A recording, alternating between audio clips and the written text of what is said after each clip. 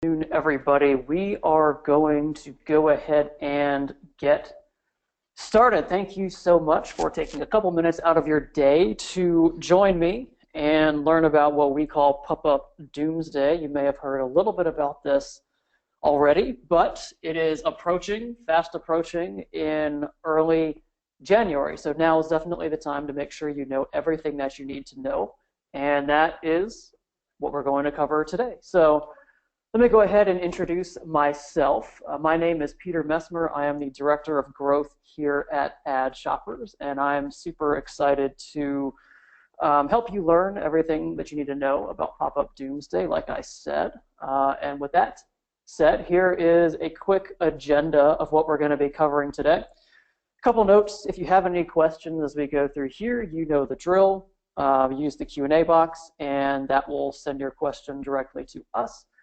And yeah, that's pretty much it. So we'll start off with Google's announcement. We'll talk a little bit about pop-ups, what other people are talking about, a couple other implications this also has, and then we'll also introduce you at the very end to a potential solution to this that most people don't have yet. So I think you'll find that interesting.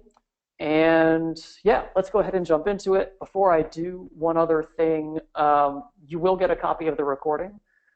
Probably either later today or early tomorrow once we have that live and ready for your viewing pleasure. So if you have to drop off midway, it's okay.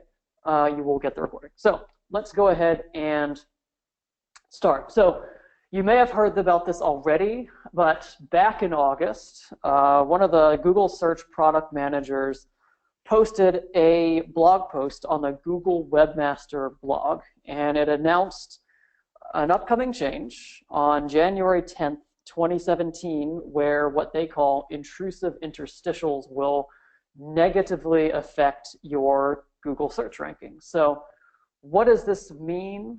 What do you have to know, and what do you have to do to stay ahead of this change? That's what we are going to teach you all about today. So let's go ahead and just go and dive in and take the specific language that Google has provided, pull out the key elements, and I'll show you guys exactly what you need to know, basically. So on the left, this is pulled directly from that blog post that I just mentioned.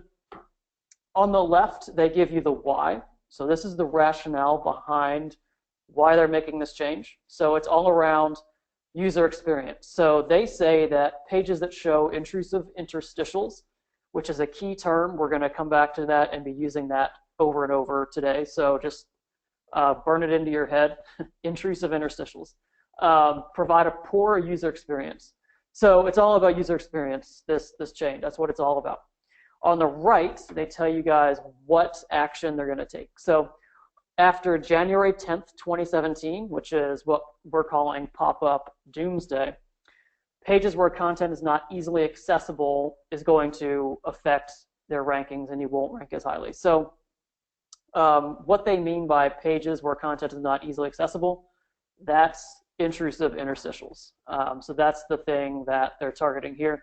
So that brings up the question, what is an intrusive interstitial? I don't think most of us have a perfect picture of something that just jumps to mind as soon as you hear the term intrusive interstitial. It's a little vague, but luckily they gave us a little bit more detail and also some visuals that I'll show you guys in a moment so we know exactly what's going to come under fire. So again, language pulled directly from their blog post. Here is what they say an intrusive interstitial is. So it's a pop-up that covers the main content.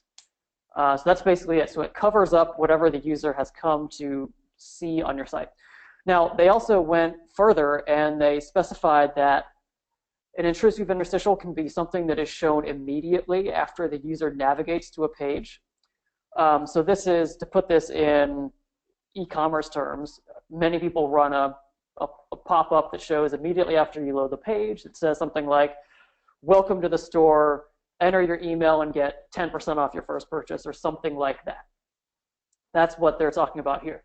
They also specified that if that pop-up is shown while they're looking through the page, that also counts. So if you think, that's okay, we'll just set a 30-second timer and we're only going to pop up this message once someone's somewhat engaged and they've been on the site for 30 seconds. That's what a lot of people do now, but that still counts as intrusive because you can be browsing through, maybe reading an article, reading all the details on your product pages or whatever, and then something that pops up over that is still intrusive in Google's eyes. So a little point of clarity. I get a lot of questions on that, so hopefully that clears that up. And so here are some visuals that they gave us for those of us that are a little bit more visual. So this is exactly what they mean by intrusive pop-ups or interstitials. Again, this is straight from Google. You'll look at the 3 screenshots that they've provided here. The one on the left is basically your traditional pop-up modal. So there's a message, and then everything behind it is grayed out. The one in the middle is basically a full screen overlay that takes over the entire screen. And the one on the right appears to be exactly the same thing to me. I'm really not sure what the difference is between the two. But any of these 3 are what they deem to be intrusive and will be penalized starting on January 10th, aka Pop-Up Doomsday. So this is what we have to be aware of. Obviously, we're going to look into what's the solution, but this is what they're targeting. So if you have any kind of a pop-up on mobile devices, then you need to pay attention and basically stay ahead of this change. Now, they also released another announcement in the exact same place on the Google Webmaster blog back in November, so last month, and they announced that the Google search algorithms are now switching over to use the mobile version of your page to determine where to rank your site. So it's a bigger issue than just where does your site show up on mobile searches on Google. It's actually going to affect where your site shows up on any search result, mobile or desktop, on Google. So this kind of adds a little bit more fuel to the fire and makes things even more interesting. So a lot of people have been talking about this just to kind of bring you guys up to speed on what's been going around industry-wide. Moz, who is basically everything SEO authority, if you're not familiar with them, they posted that their internal tracker that tracks when Google makes algorithm changes based on how rapidly things are shaken up in the Google results. They detected a spike on November 10th and another on the 18th. And basically this was due to Google testing out the mobile first index. G Squared saw the exact same thing. So if you look over here on the right, this is the really important part. We're going to talk about this a little bit later, but this is basically one of the biggest issues that's going on with this. So if you provide a pop-up or interstitial on mobile, Google is going to see that as your primary content. So it's going to affect basically your mobile experience is going to affect not just your mobile rankings, but also your desktop rankings. HubSpot, again, they've picked up on the same thing. So they're talking about flipping the index from desktop first to mobile first over here. And again, making the point here that it's all about user experience. That's the main thing that this entire update is about. Google always wants to keep the user experience first. Kind of your needs and initiatives as a brand, a retailer, or a business are secondary to the user. So something to always keep in mind whenever you're trying to work with Google. Now, I kind of alluded to this just a second ago, but it's a bigger issue than just mobile rankings, which obviously is a pretty big issue in and of itself.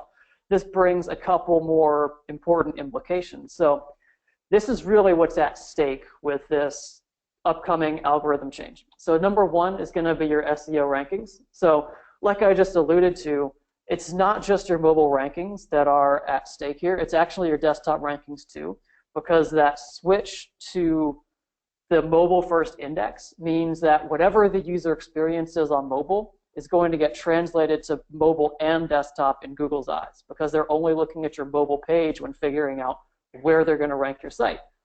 So if you have a bad user experience on mobile, which obviously we've gone over this, but they define those intrusive interstitials as a bad user experience. It can affect all of your SEO rankings. Now, obviously, what happens when your SEO rankings are negatively affected?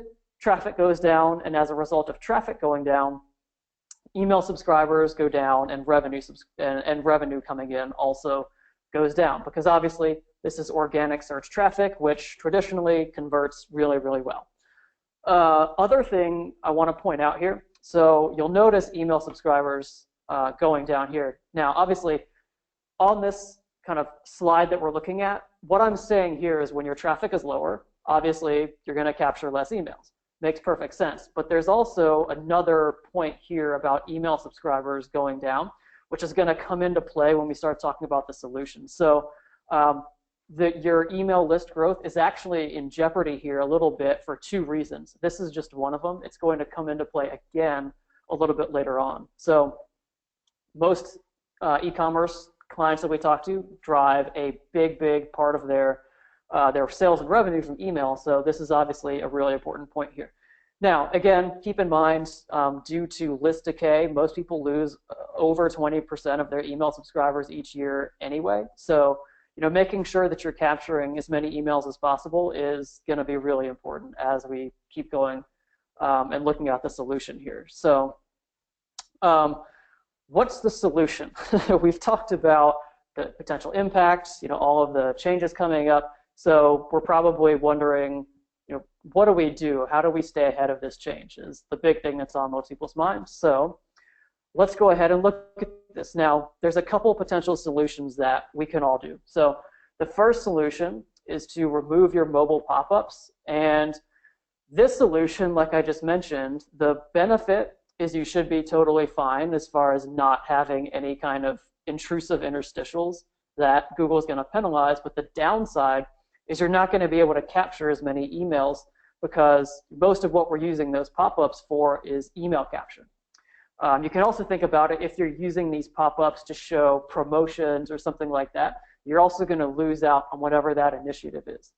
And even with email capture, the point of email is to drive revenue. So you're going to have less emails captured. You're going to have less people going through your welcome sequences that nurture your new subscribers and help them get to know your brand and know, like, and trust you, and eventually come back and actually buy something from you, because those, obviously, your email conversion rates are so much higher than usually anything else. So that's option number one. Just kill the mobile pop-ups, make Google happy, but you're kind of sacrificing a couple things at the same time. Solution number two is to keep your mobile pop-ups and kind of throw caution to the wind and potentially suffer from lower Google rankings, which obviously is going to mean lower traffic coming in, lower organic search numbers coming in. So this is potential solution number two. I don't know if it's necessarily a solution, but it's option number two, I guess.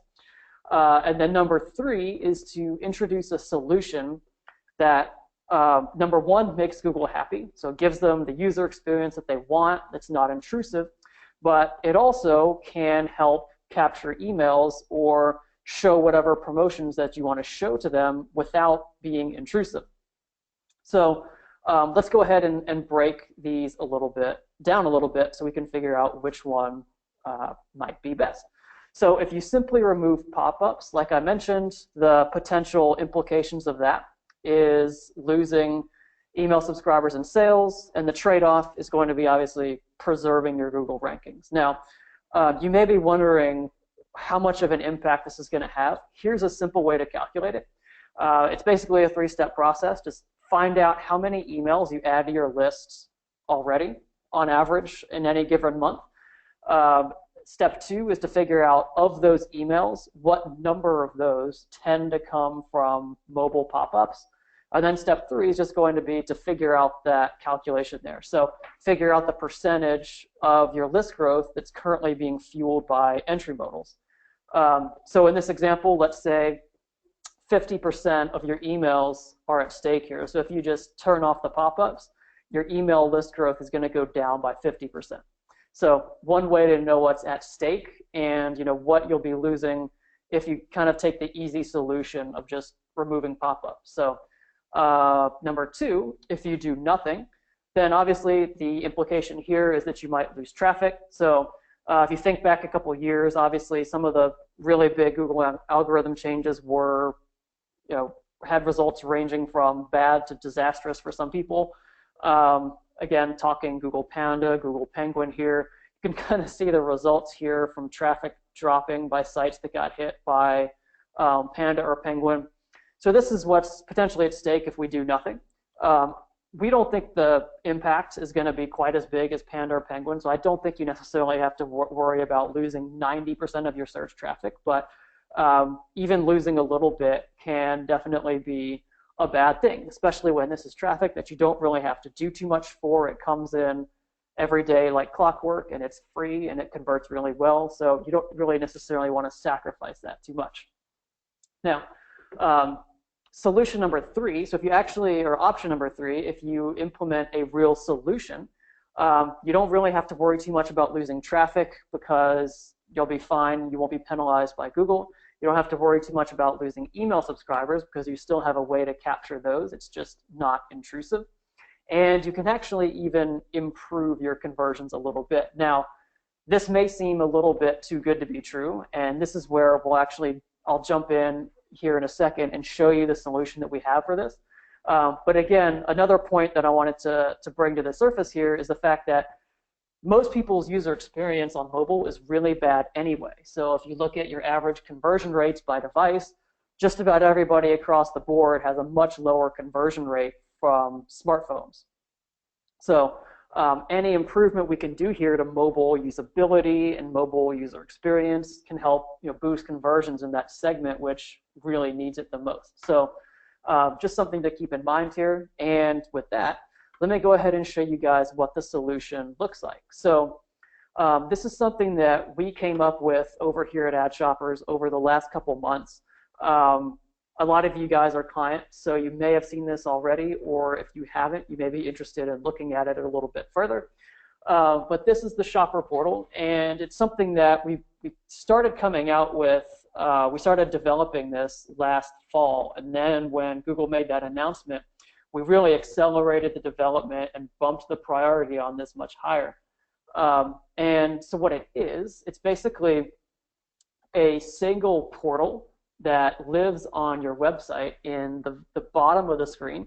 So it's non-intrusive, but it allows you to push promotions or offers through the portal that are non-intrusive and are still as powerful as your normal campaigns that you may be running through things like pop-ups. So really the best way to visualize the portal is to just see some examples. So what I'm going to do here is pull up a couple live examples here of the portal. So I'm showing the desktop version just because obviously I'm on a computer, and if you want to visualize the mobile version, it's going to work basically the same way. So I just reloaded the page, and you'll see the portal popped up here with a preview that showed you the today's offers promotion that they're running, and then it kind of went away immediately. So this is non-intrusive, but it still gives you a preview of whatever offer they have to show you. And then when you click or tap on this, that's when it expands and you get the full version of the portal. And in this example, we can see the offers that they've selected to promote here. The other really cool thing about the portal is it integrates every campaign that you're running. So they also have an email capture campaign. And so this is also integrated into the portal, and the user can tap to change between campaigns, or if they're on a smartphone, they can just swipe to the left or right to go between campaigns. So everything is consolidated into this one shopper portal. So this also, not only does it help with user experience and not being intrusive, but it helps consolidate everything that you have to offer promotionally into one portal so that you don't have random offers flying all over the place. So in this example, you'll also see they have a refer a friend program integrated here. So this is the shopper portal, and that's what it looks like. I'll go ahead and pull up another demo of the shopper portal here so you can see what it looks like on another installation here. So you'll see it load here down at the bottom. This one has our one-to-one personalization built in, so it's actually pulling my Facebook profile And since it's the holidays, what they've decided to put here is their holiday gift guide. So if I click or tap on that, it opens up their gift guide, and I can browse through all of the guides that they have and click shop on any one that I'm interested in actually looking at.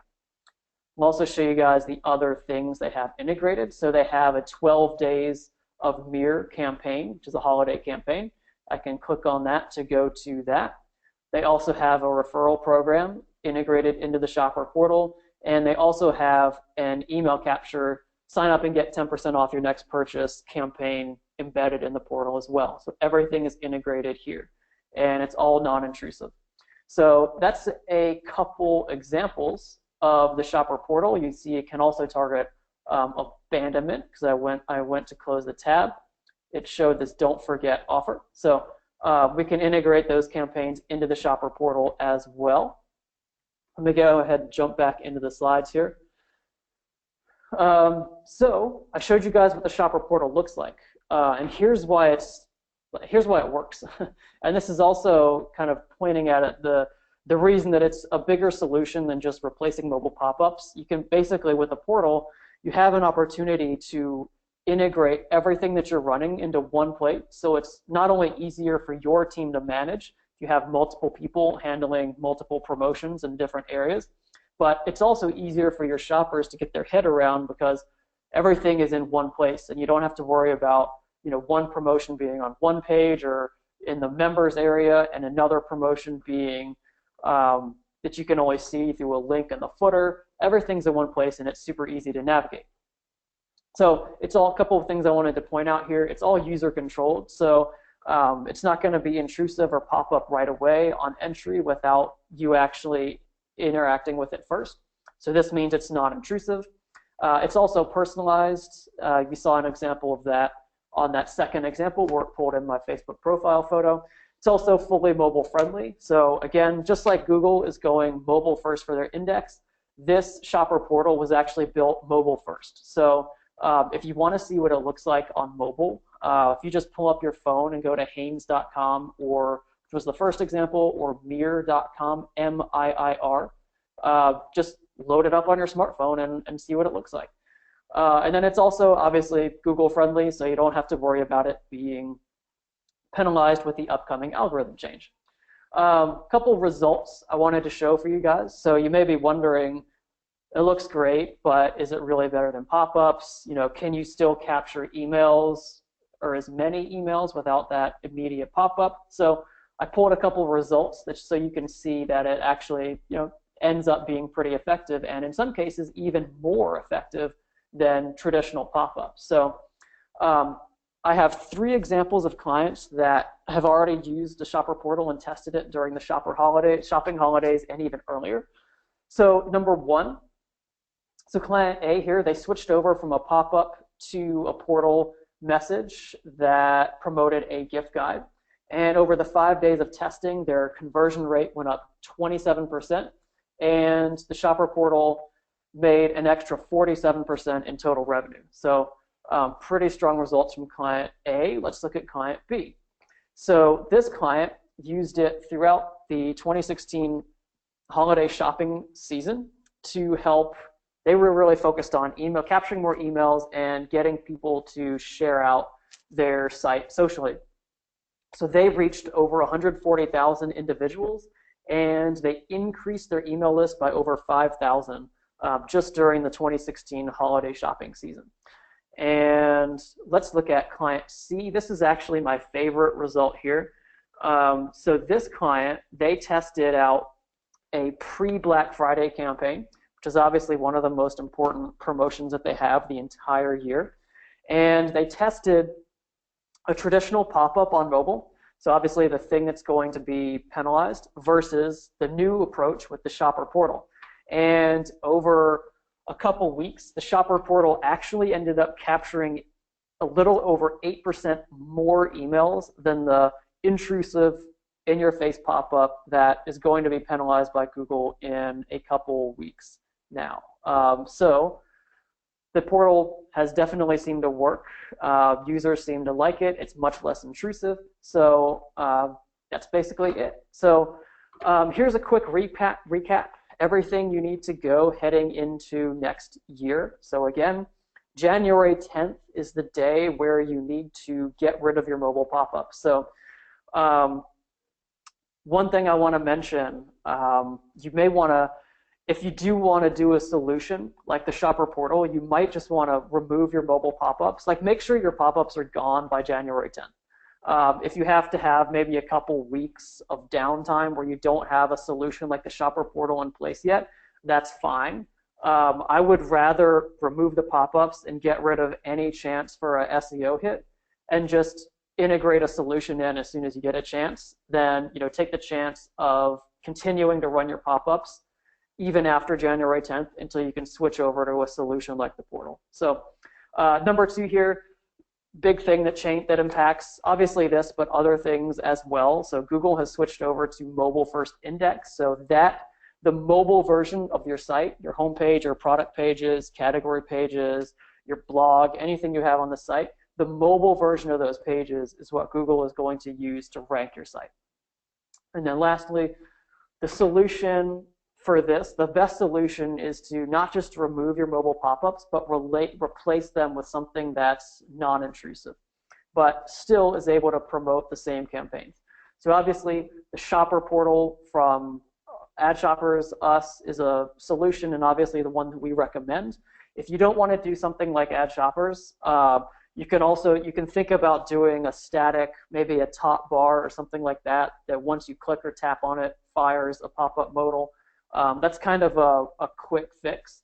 It's obviously not as flexible, and you can't integrate as many campaigns as you can through the shopper portal, but if you're looking for something that you can do quickly and you don't necessarily have budget maybe for something like this, then that's a solution that you can take away with as well. And that's basically it. So thanks for sticking with me here. I really hope this was helpful and helps you stay on top of the changes.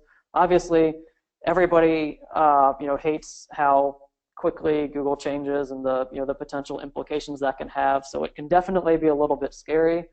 As somebody who firsthand got hit by Google Panda, the very first one, I definitely know how crazy and frustrating it can be. So I'm just glad that I'm able to help you stay a couple steps ahead. If you have any questions for me or for AddShoppers, just send me an email. You see my email on the screen here. It's peter@addshoppers.com. I'd love to hear from you. Otherwise, you can just hit me up on Twitter. You see my Twitter name, my Twitter handle there. Anything else, just go to AddShoppers.com if you want to learn a little bit more about what we do or the shopper portal. We also have the shopper portal on our site, so if you want to just check out how we use it on our own site, you can do that. And that's pretty much it. So get in touch if you have any questions about anything. And thanks again for showing up, and have a wonderful rest of your day, holiday season, and make sure, first and foremost, to stay safe in the Google algorithm changes. All right, take care. Bye.